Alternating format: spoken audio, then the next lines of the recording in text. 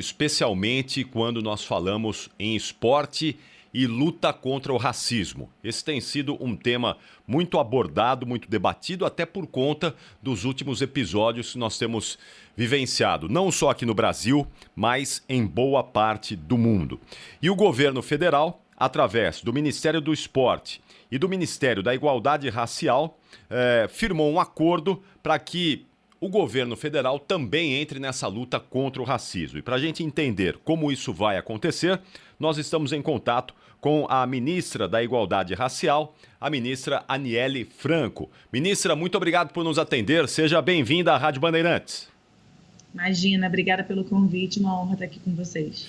Ministra, como é que o governo federal, através do seu ministério, do Ministério do Esporte, pode auxiliar, pode ajudar no combate ao racismo no esporte?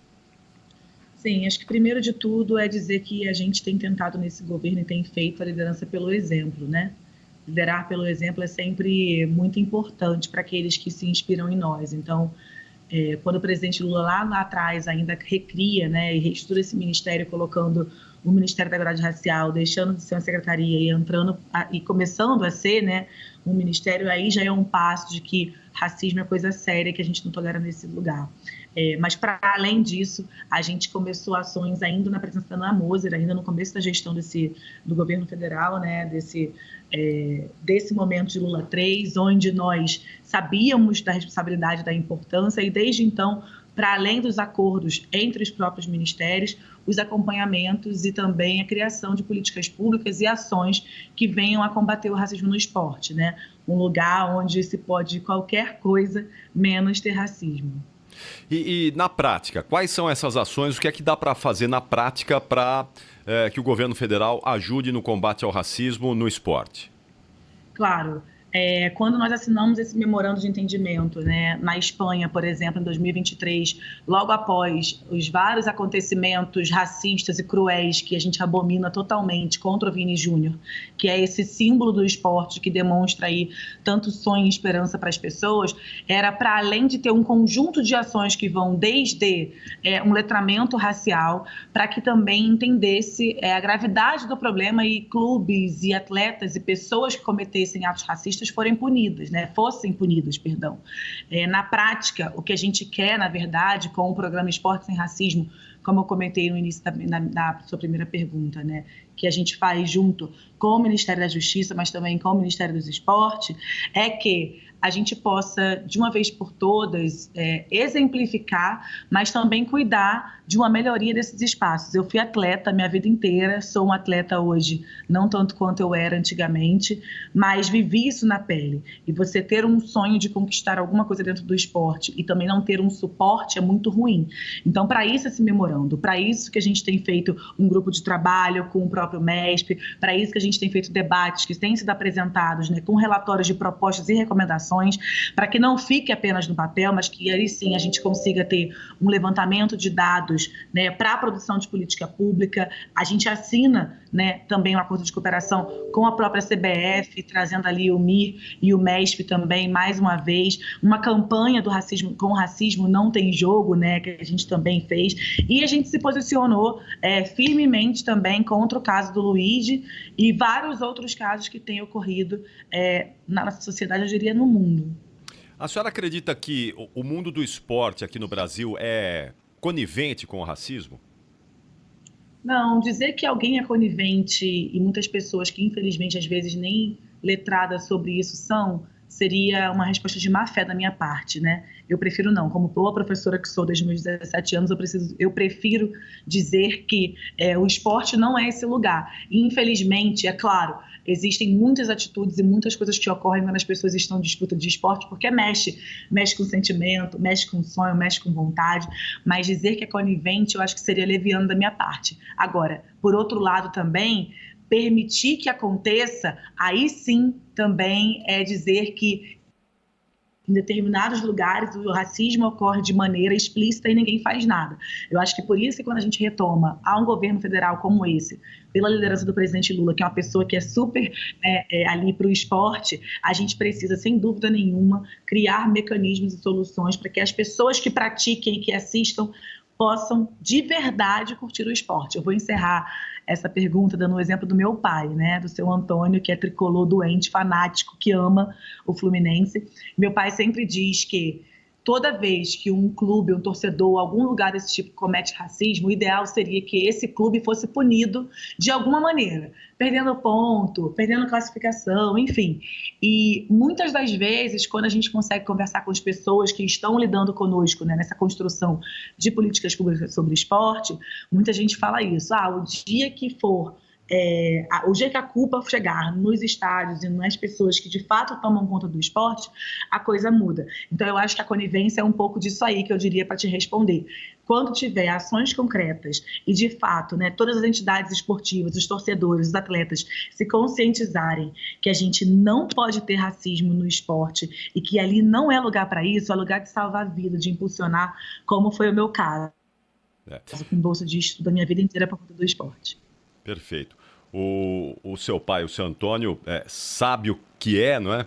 Entende que a situação realmente é difícil. Ministra, a gente debate muito isso aqui quando surgem esses casos de racismo e a gente entende também que punir só a pessoa física aparentemente não está dando resultados, né? Os casos continuam acontecendo.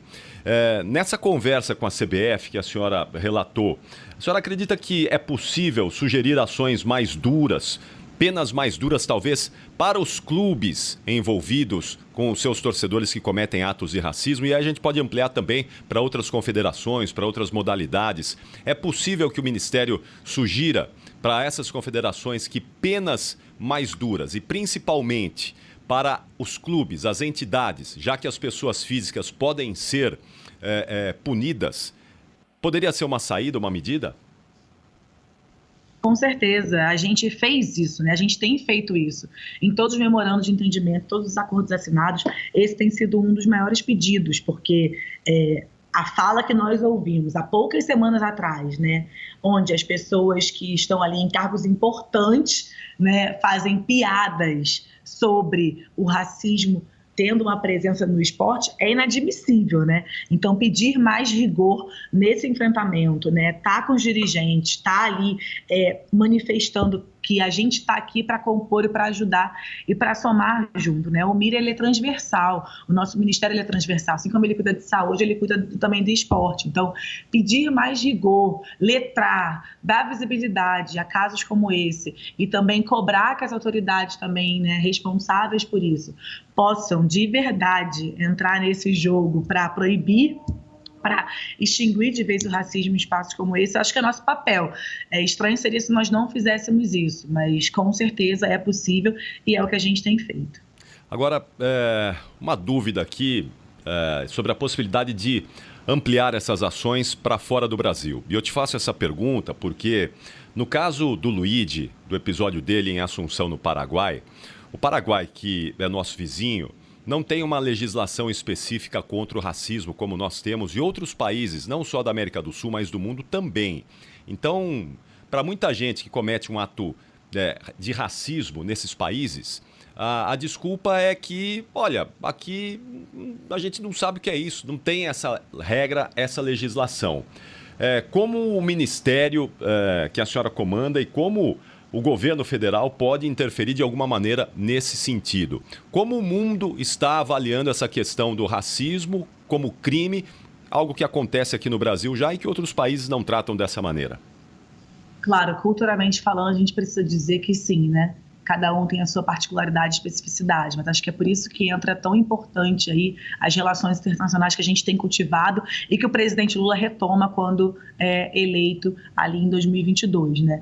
Muito porque eu estou dando esses exemplos que estar na Espanha, ter, né, o Ministério presente numa reunião com a própria Conmebol. Então, isso demonstra que, mesmo com culturas diferentes em espaços diversos, a gente precisa, sim, seguir fazendo o nosso trabalho. Estranho seria que, se, independente de acontecer no Brasil, na Argentina, no Paraguai, a gente não se manifestasse, porque onde tem pessoas brasileiras, onde tem brasileiros que passem por qualquer tipo de preconceito racial, como foi o caso que a gente tem assistido, seja o Vini ou seja o Luigi, a gente precisa se posicionar. Então, muitas vezes, o que parece para uma pessoa algo muito simples pode fazer a diferença na vida de uma criança. Eu vou te dar um exemplo mais concreto, assim, não a nível internacional, mas para especificar o que eu estou falando.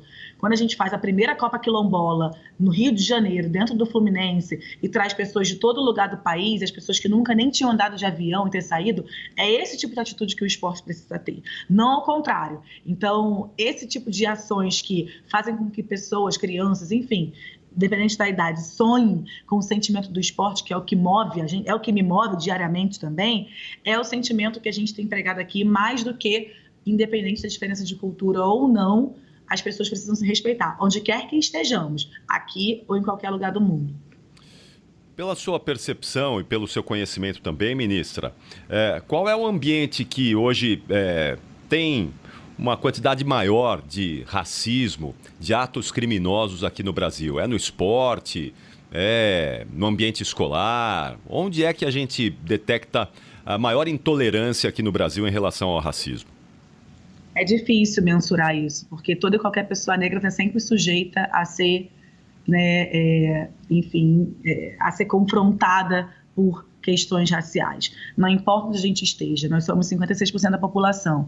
Agora, eu acho que a diferença que se faz é que as coisas têm sido mais divulgadas, as pessoas têm tido mais acesso às informações, seja lá onde elas estejam, a gente não precisa ir muito longe. Se você abrir o jornal hoje, você vê ali as questões das mais diversas que envolvem desde violência contra a mulher até uma criança que, infelizmente, sofre algum tipo de racismo dentro da escola por seus professores ou pelos seus diretores. Então, eu não consigo mensurar. O que eu consigo mensurar é que, infelizmente, ainda é um mal que nos assola, ainda é algo que precisa ser combatido e ainda é algo que impede que muitos de nós sigamos nossos sonhos e nossos espaços que, por direito, deveriam ser nossos.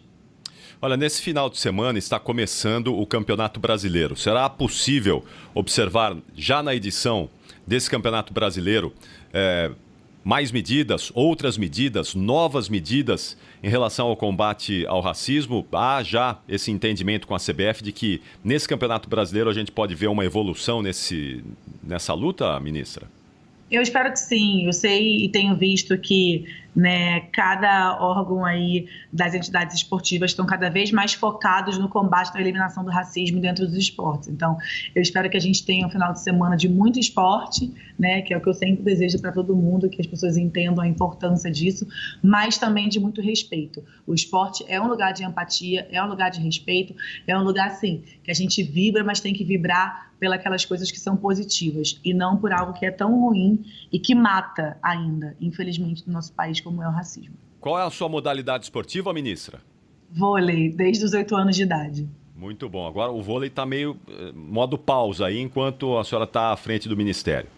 Não, jamais. O vôlei acontece às 6 da manhã, sempre que eu posso. De 6 às 7, depois a gente toca a vida. Em Brasília, aí já tem o time aí. Temos times, temos parceria também para a gente jogar no vôlei de praia. Aí, muito entusiasmada pela medalha olímpica da Duda e da Ana Patrícia. A gente segue jogando quando dá. Muito bom. Eu quero agradecer, então, à ministra da Igualdade Racial, ministra Aniele Franco, que falou conosco aqui um pouco mais sobre essas ações do governo federal no combate ao racismo. Muito obrigado por nos atender, ministra, e boa sorte e sucesso nesse combate aí à frente do Ministério. Muito obrigada, foi um prazer estar aqui com vocês. Bom final de semana para todo mundo.